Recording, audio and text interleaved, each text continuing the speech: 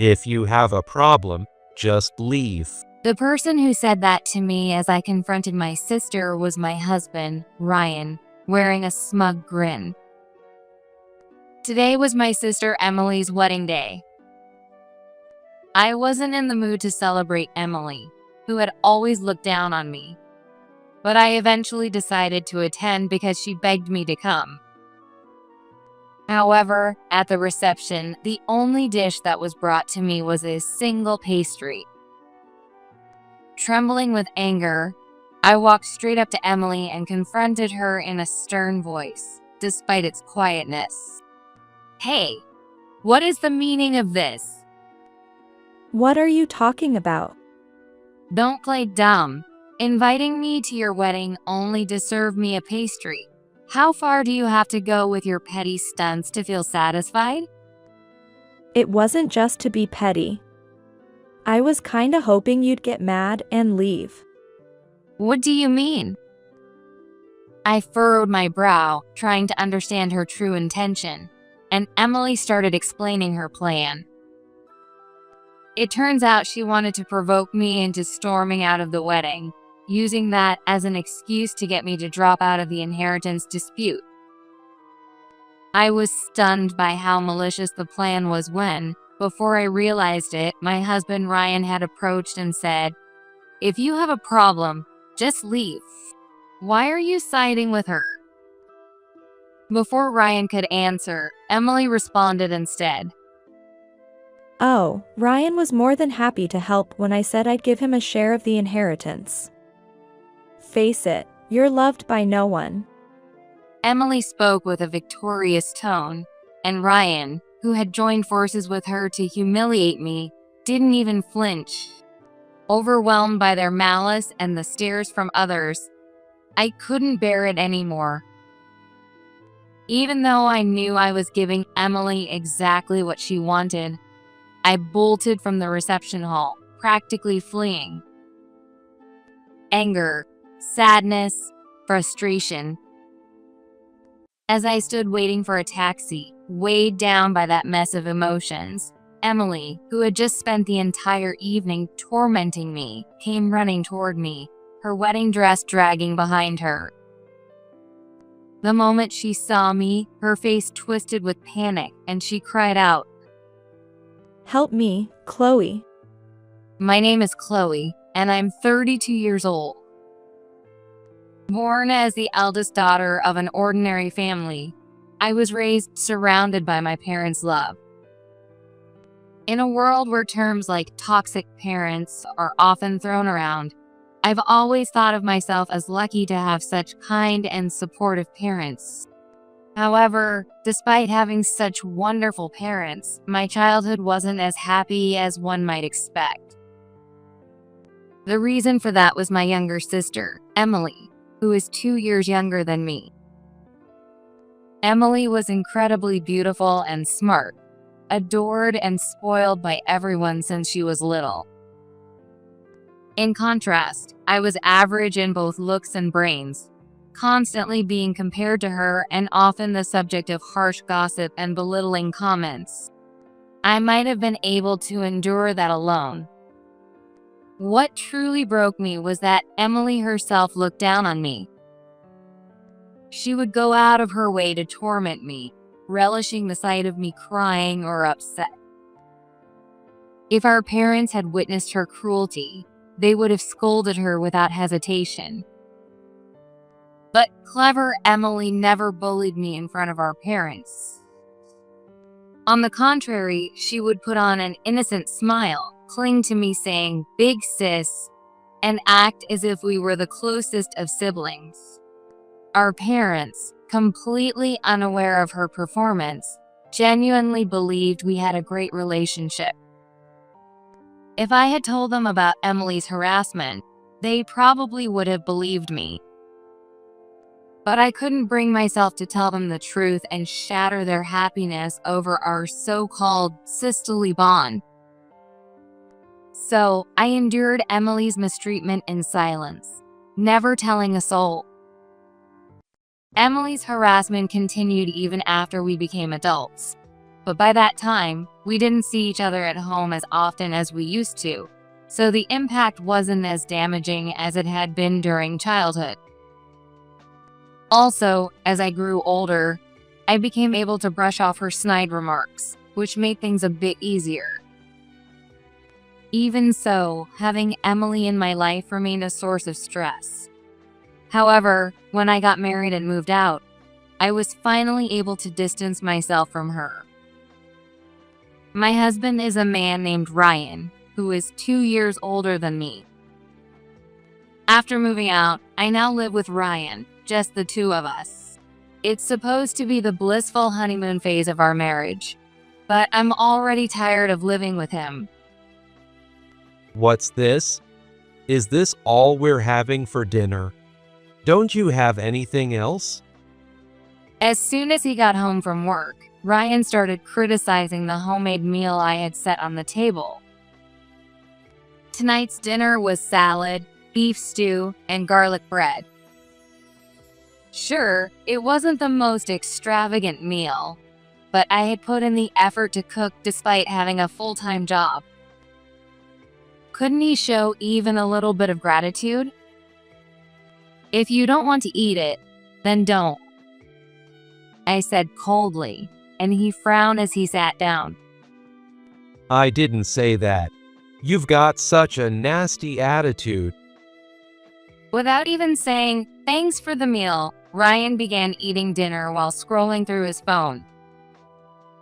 Despite all his complaining, he was devouring the food, practically eating like he intended to finish my portion too. I had no desire to sit down and eat with him, but if I didn't, he'd scarf down everything. Reluctantly, I sat at the table and began eating in silence. Before we got married, Ryan was a kind and thoughtful man. I fell in love with that side of him and decided to marry him. But was that kindness just an act? The moment we got married, his demeanor completely changed. He became like a different person. Before we got married, he used to say things like, "Let's share the household chores as much as we can," but now he leaves everything to me. And yet, he still finds reasons to complain about things like dinner. I also came to realize after some time that his change in attitude was at least partly connected to my father's company. My father was the CEO of a major corporation, but a year ago, he stepped down due to health issues and handed the company over to his successor so he could focus on his recovery. It seems that Ryan assumed I would eventually take over my father's position and marry me, expecting to benefit from that connection. However, I had my own dreams and had never even considered joining my father's company. When Ryan found out after our marriage that his expectations had completely fallen through, he became resentful, and his attitude toward me grew cold. I had no idea he married me with such a calculated mindset, so learning the truth was a huge shock. Even so, considering my modest income and not wanting to worry my ailing father, I couldn't bring myself to make the immediate decision to divorce. So, I reluctantly continued my married life with Ryan. Meanwhile, Emily decided on her own to join my father's company and seems to be steadily climbing the career ladder. However, she apparently shows little concern for our ailing father. Since our mother has already passed away, I visit my father from time to check on him. But Emily hardly ever returns home, maybe only a few times a year, if that. My father smiled and said, "Emily's probably busy with a lot of things," but his expression seemed a little lonely. Then one day, I got a rare phone call from Emily. Hey, Chloe. I'm getting married soon. You're coming to my wedding, right? I was surprised by the sudden announcement, but when I thought about it, Emily was already 30 years old. It wasn't surprising that she had someone she was dating. A wedding is supposed to be a happy occasion, but I still don't care much for Emily. If possible, I wanted to decline the invitation. As I hesitated to respond, Emily, seemingly sensing my thoughts, spoke in an uncharacteristically soft voice. Dad said it'll be hard for him to attend because of his illness. If you don't come, there won't be anyone sitting in the family seats. Hearing that my father wouldn't be attending made me even less inclined to go. Unable to make a decision right away, I simply replied, "I'll think about it," and hung up the phone. Just then, Ryan, who I'd barely had any real conversations with lately, spoke to me for a change. Something happened? My sister, Emily's getting married. She wants me to come to her wedding. Wow, that's great news. You're going, right? Ryan spoke as if it was the most obvious thing in the world, and I frowned as I answered, "Don't make it sound so simple. You know about my relationship with her, don't you?" I had told Ryan about the rift between me and Emily before we got married. Still, I couldn't believe he was casually encouraging me to attend. I know you told me about that, but it wouldn't hurt to go to her wedding, would it? At Ryan's words, I fell silent, thinking for a moment. To be honest, I couldn't care less whether Emily got married or not, but Ryan might be right. Maybe I should attend the wedding as family, at the very least. It would be sad if none of her family members attended the wedding. Even though I wasn't enthusiastic about it, I eventually decided to attend Emily's wedding. And so, the day of the wedding arrived. Emily had also invited Ryan along with me, so the two of us headed to the venue together. The wedding proceeded without a hitch, and Emily, dressed in her wedding gown, stood before the priest with the groom, pledging eternal love. It was supposed to be a deeply moving moment, but I felt nothing in particular. I simply watched the ceremony out of a sense of obligation and gave a half-hearted round of applause. Next to me, Ryan was smiling, looking more like real family than I did. After the ceremony, it was time for the reception. By this point, I was already exhausted, but leaving early wasn't an option. Mustering the last of my strength, I headed to the reception hall with Ryan.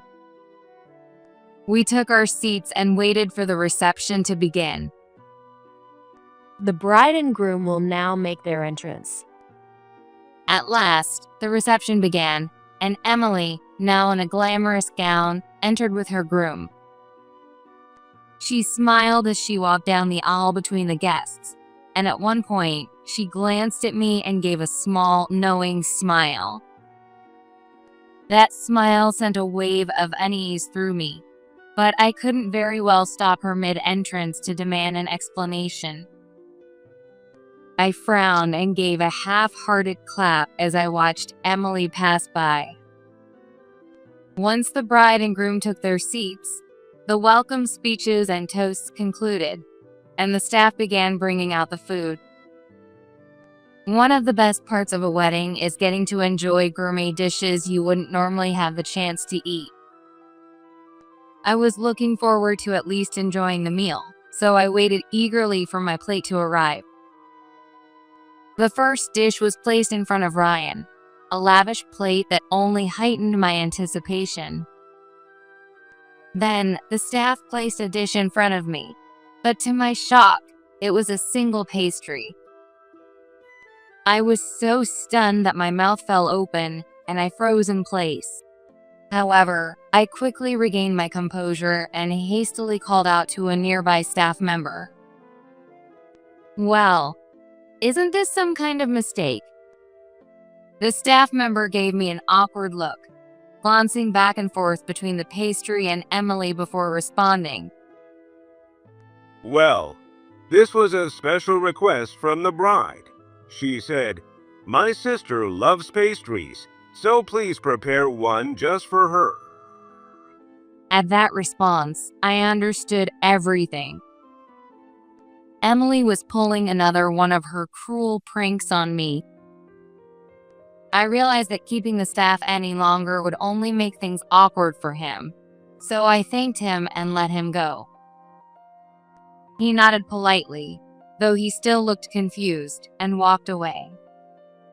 Just then, a loud burst of laughter rang out from beside me.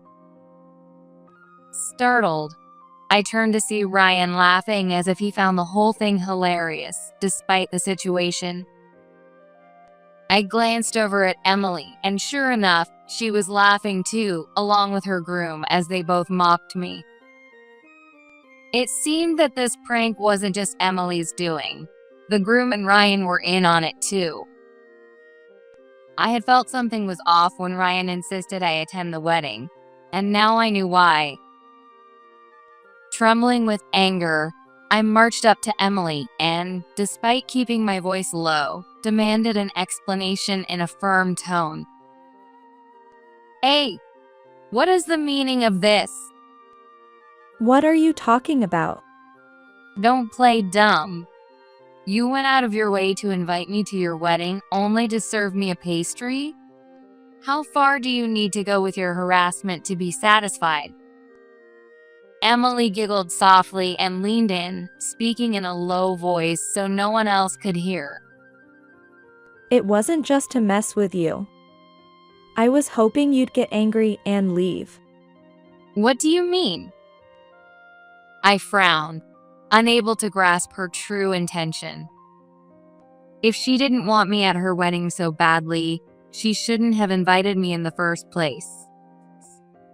It wasn't like I wanted to be here.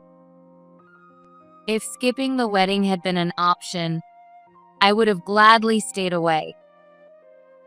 Emily smirked and said something nonsensical. I thought that wouldn't be a strong enough reason. What do you mean by strong enough? As a reason to make you drop out of the inheritance battle. Stunned by her unexpected words, I stared at her in disbelief as she began proudly explaining her true motive. I believe all of Dad's wealth should go to me, the successful one. But if you're around, half of the inheritance would automatically go to you. So I wanted to provoke you into leaving early and then report to Dad that you walked out in the middle of my wedding. I was speechless at the sheer malice behind Emily's scheme. I had assumed that this outrageous act was simply because she hated me, but I never imagined it was all about the inheritance. Realizing her true aim, I felt a chill run through me as I cautiously asked, "Did you join Dad's company for that reason too?" Of course. It was all to make the company mine. That's why I went out of my way to marry the heir of one of our business partners. The truth hit me like a ton of bricks. To use marriage as a tool to gain wealth. In a daze, I looked over at the groom. He was grinning smugly, just like Emily. It was clear that he knew everything and had married her fully aware of her ambitions. It became clear to me that their relationship was purely transactional, with no trace of genuine affection between them. At that moment, Ryan, who had come up beside me without me noticing, sneered and said, If you've got a problem, just leave. I turned to him with a look of utter disgust and asked in a voice as cold as ice, "And why are you helping Emily with this?" It wasn't Ryan who answered. Emily let out a gleeful laugh and said in a triumphant tone, Oh, Ryan was more than happy to help when I said I'd share the inheritance with him. Face it, you're not loved by anyone. She seemed overjoyed that Ryan had taken her side. Emily seemed to be basking in her sense of superiority. That expression of hers was all too familiar. and it stirred painful memories from the past. Emily had always loved isolating me. Whenever my friends started siding with her, she would wear that same smug look she had now. I had hoped that she'd matured a little as an adult, but this moment painfully reminded me how naive I'd been. Emily hadn't changed at all since we were kids. Just then, I felt the weight of eyes on me and glanced around. The guests were all watching us, observing the tense scene unfold. Even though we had been speaking in hushed voices, our hostile atmosphere must have clued them in that something was wrong. People were whispering to one another, their expressions filled with concern. Even though I hadn't done anything wrong, the weight of their stares made me feel unbearably uncomfortable.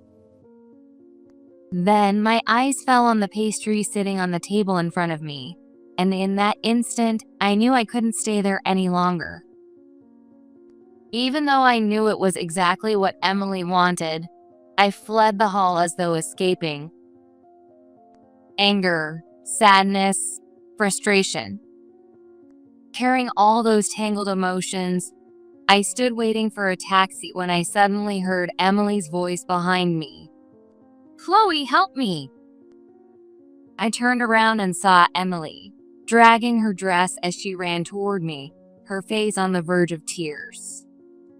I furrowed my brow, unable to grasp the situation, but I decided it was no longer my concern and moved to get into the taxi. Just then, someone else called out to me. "Chloe." A hand gently rested on my shoulder as I turned to see my father, his face stern. I widened my eyes in surprise and froze. In the meantime, my father apologized to the driver and sent the taxi away. "Dad, when did you get here?" "I was already there when the reception started. I saw you leaving the hall." When Emily's wedding was finalized, I had told my father about it.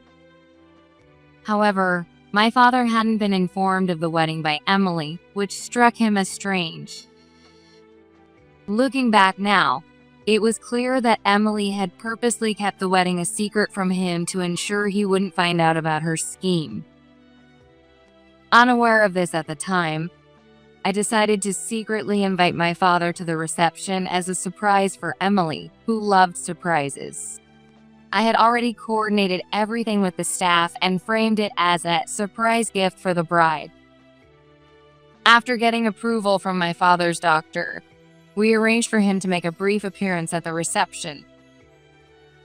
I hadn't known his exact plans for the day, but it seemed he arrived early and waited quietly.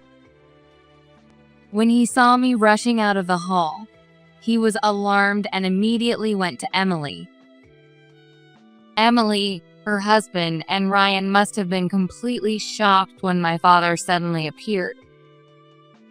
She was so flustered she couldn't explain anything, but the guests told me what happened. "I can't believe the three of them conspired to harass you like that, Chloe." My father glared at Emily with a furious expression, his face like that of a demon. Emily began trembling, visibly frightened. It was the first time I'd ever seen my gentle, soft-spoken father so visibly enraged. I was shocked, but Emily, who was on the receiving end of his fury, must have been even more stunned. The reason she came after me was probably to escape our father's wrath, even if only for a moment. "What kind of grudge do you have against Chloe? Why would you do something like that?" No, Dad. You've got it all wrong. Chloe loves pastries, so I thought I was doing something nice for her. She tried to make me walk out of the wedding and use that as an excuse to cut me out of the inheritance. Emily's face twisted in shock at my sudden interjection. But I didn't care about her reaction anymore.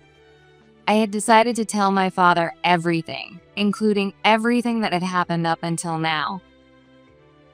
"Dad, this isn't the first time she's harassed me." Hearing about the countless ways Emily had tormented me, my father's eyes widened in disbelief. As he learned the full details of her latest scheme, his face grew red with fury. His entire body trembled as he grabbed Emily's arm firmly, making her pale with fear. What? Just come with me. With surprising strength for someone battling illness, my father stormed back into the reception hall. I hurried after him, trying to keep up. When we entered the hall, the room was in an uproar. It was no surprise, after all. The bride had abruptly run out in her wedding dress. My father, looking calm despite the chaos, took the microphone from the bewildered MC and apologized to the guests. Thank you all for taking the time to be here today. I sincerely apologize for how things have turned out. Unfortunately, due to unforeseen circumstances, we will be canceling today's wedding. A louder wave of shocked murmurs spread through the hall. But my father remained completely unfazed, continuing with calm authority. Of course, any gifts and monetary offerings will be returned. As a token of our apology, we invite you to enjoy the meal that has been prepared. Please at least stay and enjoy the food. After offering one final, sincere apology, my father led both couples, my sister and her groom, as well as their families, into a private room. As soon as everyone was gathered, my father turned to Emily and delivered his verdict without mercy. First, you're disowned. I no longer consider you my daughter. Wait. Dad. You can't disown me. Please, no. Without sparing a glance at Emily, who was crying and shouting in despair, my father turned his attention to the groom and his family. As for your company, I'm terminating our contract effective immediately. I'll personally inform your CEO, so you should prepare for that. The color drained from their faces all at once. The groom and his mother were utterly devastated, too shocked to speak, but the groom's father couldn't stay silent. Though pale and trembling, he managed to force out a rebuttal. I apologize for what my son has done, but isn't this a separate matter? Personal grievances should never interfere with business relationships. My decision wasn't based on personal feelings alone. Your company has been operating in the red for quite some time, hasn't it? With no signs of improvement, I had already planned to terminate the contract sooner or later. My father's calm rebuttal left the groom's father speechless. His shoulders slumped, and he stared blankly into the distance, completely defeated. Seeing his father in such a state, the groom furrowed his brows and stormed toward Emily. This is all your fault. Look what you've done. What? You were on board with this plan too. Don't you dare pin everything on me now. And so, the couple's argument began. My father watched their ugly blame game with a cold, indifferent gaze. I also watched their exchange with a sense of disbelief and disgust. Then, I suddenly glanced over at my own husband. Ryan, acting as though none of this concerned him, was casually scrolling through his phone. I marched straight over to him, and as he looked up at me with a puzzled expression, I spoke firmly. We're getting a divorce. What? Ryan's eyes widened as he shouted in disbelief at my sudden declaration. Divorce? Are you kidding me? What did I even do? You teamed up with Emily to sabotage me. If anyone should be saying this is ridiculous, it's me. As Ryan tried to brazenly shout me down, I raised my voice even louder, throwing my fury right back at him. Perhaps overwhelmed by my anger, Ryan's face twisted nervously as he stumbled a step backward.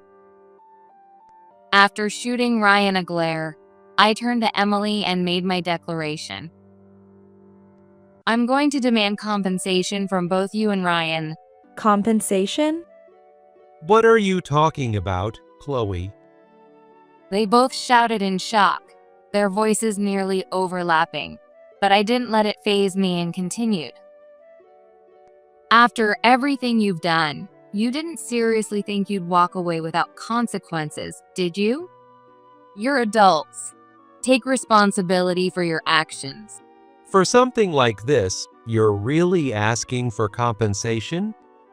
Chloe. I'm sorry. Emily's voice cut off Ryan's indignant protest as she rushed over to me, apologizing desperately.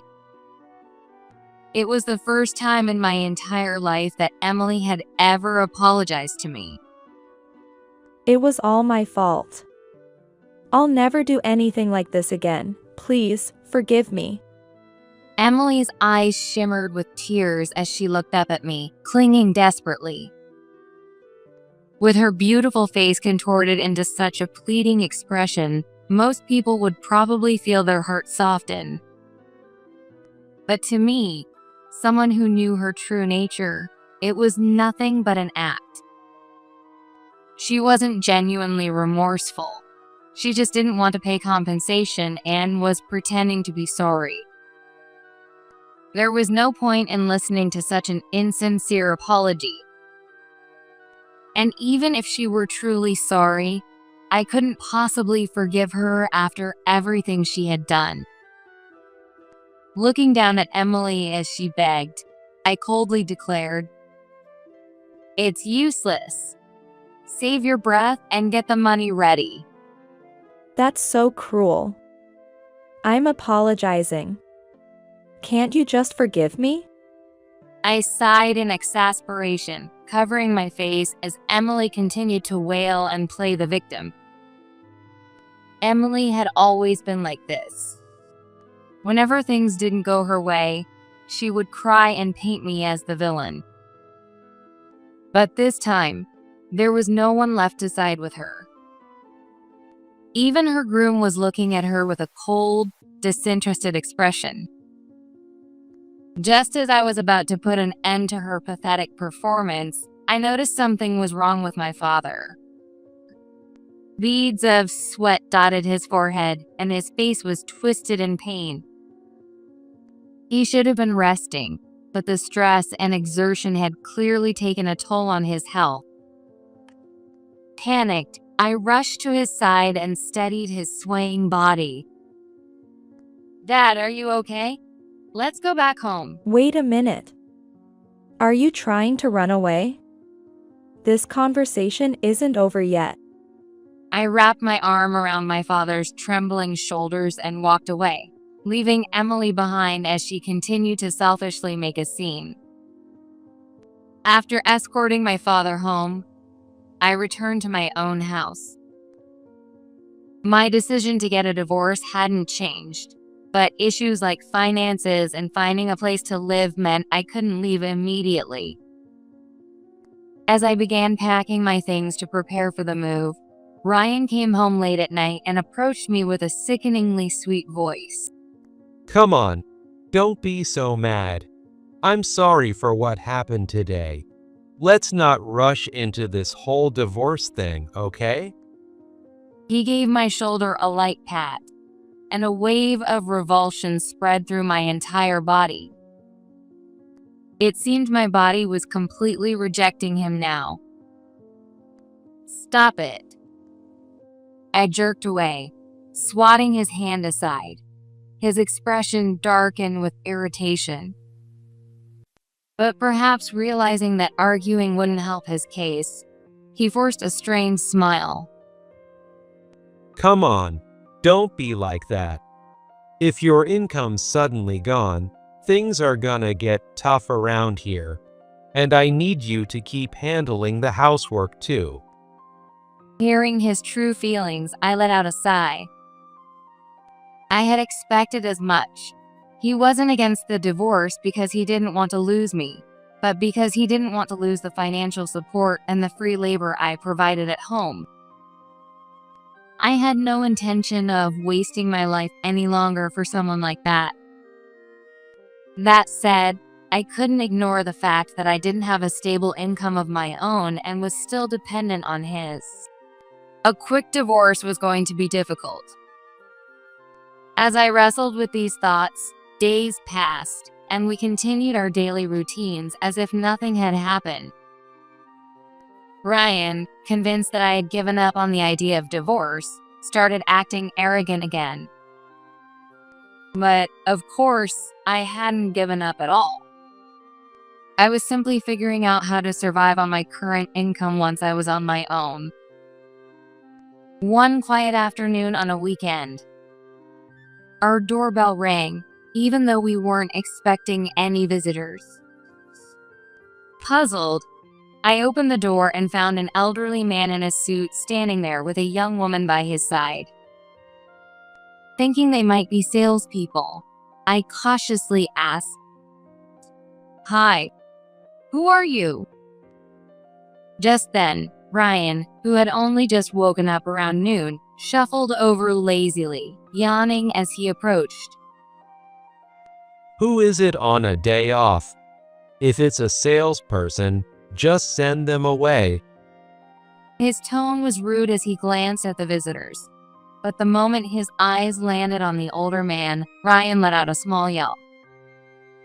His legs gave out and he dropped onto the floor with a thud. Behind me, Ryan's eyes widened in terror as he shouted, The CEO? Ryan's words shocked me as well, and I stared at the two visitors in front of me. The elderly man glared at Ryan before handing me a business card and introducing himself. It really was the CEO of Ryan's company. Still confused as to why the CEO himself was standing at our door, I hesitantly returned his greeting. At that moment, the young woman beside him stepped forward and spoke in a calm, steady voice. I apologize for the sudden visit. I'll explain everything. She introduced herself as one of Ryan's coworkers from the public relations department at the same large bakery company. She was also a friend of Emily's and had attended the wedding a few days ago. It seemed she had witnessed the scene where I was publicly humiliated during the reception. That alone had left her feeling disgusted.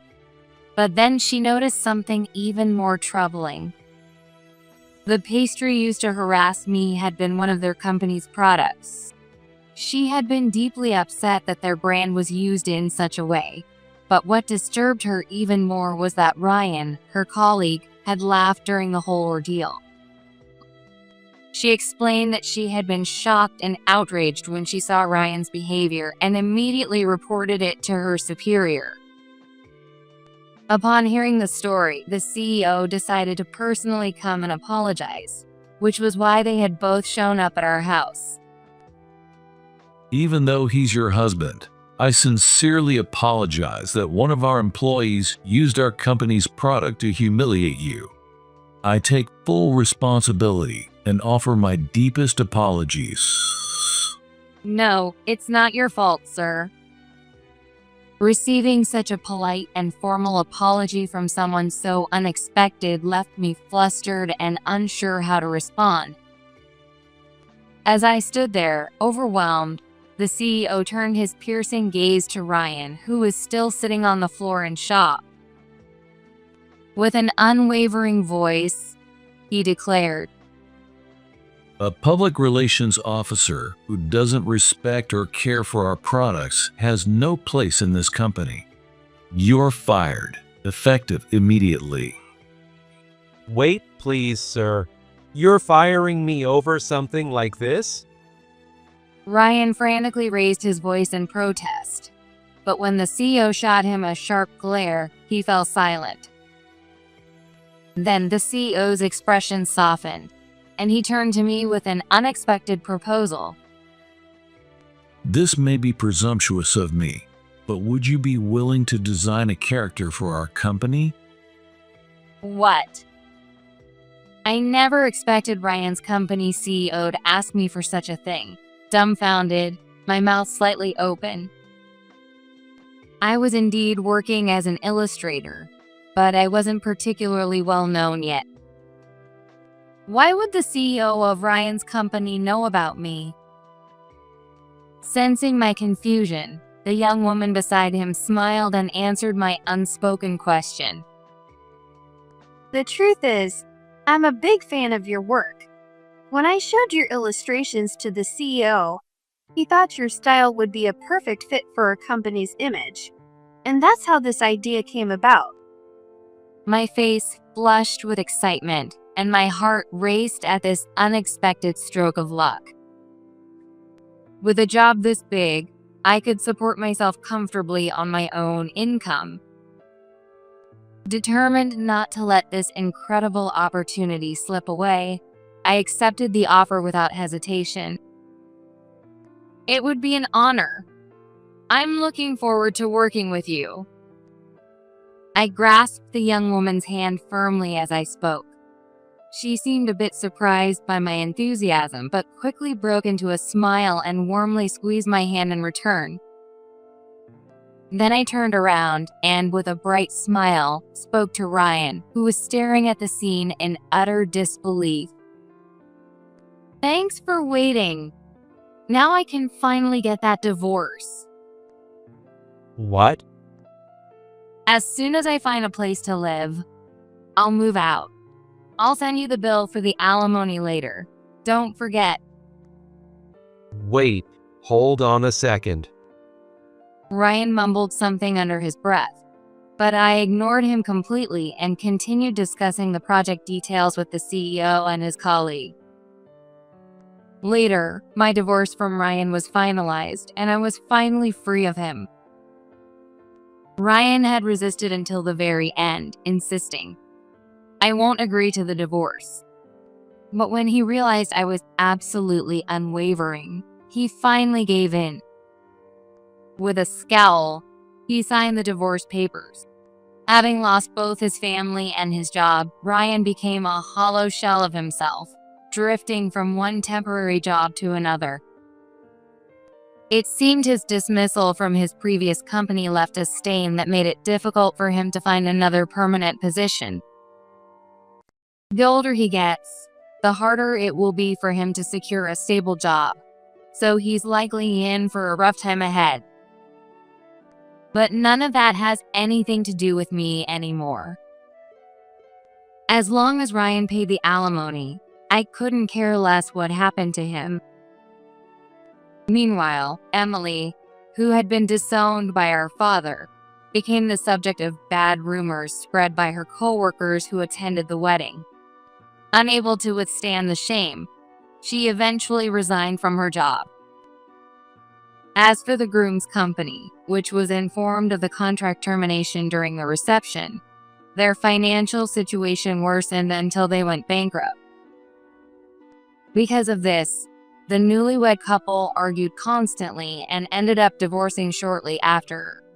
Considering their marriage lacked any real love to begin with, I suppose this outcome was inevitable.